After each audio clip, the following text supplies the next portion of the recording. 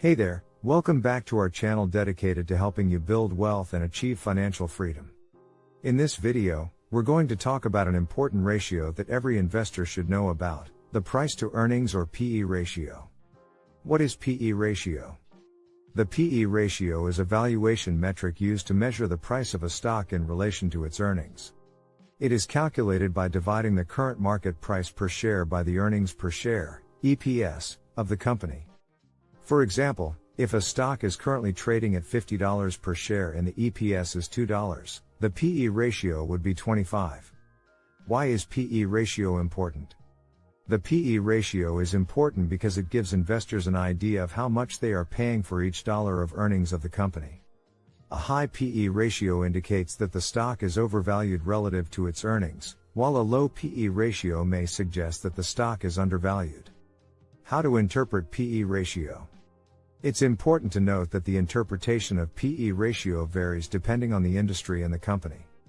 Generally, a higher PE ratio is expected in growth industries such as technology, while more established companies may have lower PE ratios. It's also important to compare the PE ratio of a company to that of its peers in the same industry. Limitations of PE ratio?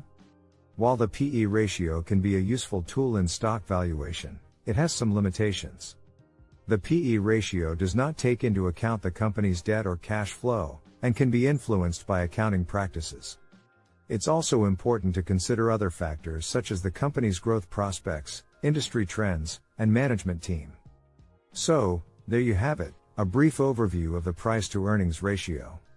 While it's not the only metric to consider when investing in stocks, the PE ratio can provide valuable insights into a company's valuation.